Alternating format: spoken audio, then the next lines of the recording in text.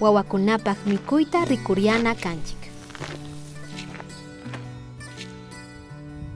Alpa mamitagulla, nanaygu huyaylla muka guta viñachihupashkanki yurakukunata.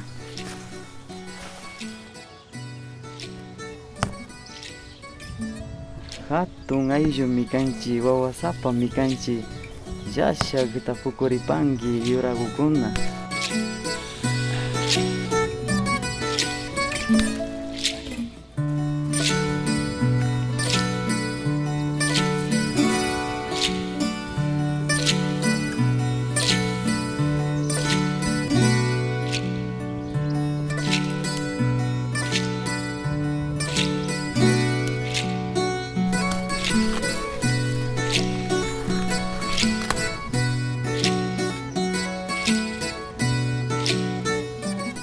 Shamuhunimi.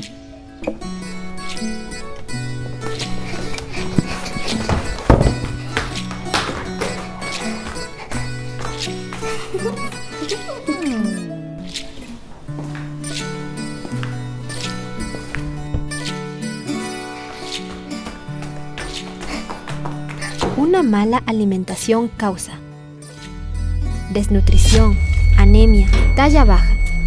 Los niños y niñas no juegan y tienen dificultades para el aprendizaje.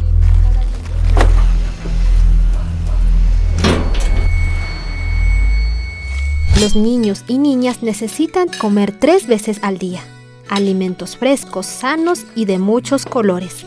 Además, un refrigerio en la mañana y en la tarde. Para una nutrición y crecimiento adecuado, los niños y niñas necesitan una buena alimentación, un ambiente familiar afectuoso, agua segura y controles de salud. Lo mejor de lo mejor para los niños y niñas. En tiempos de COVID-19, queremos ayudarte a mantener a tus hijas e hijos saludables. Prefiere una alimentación sana en casa.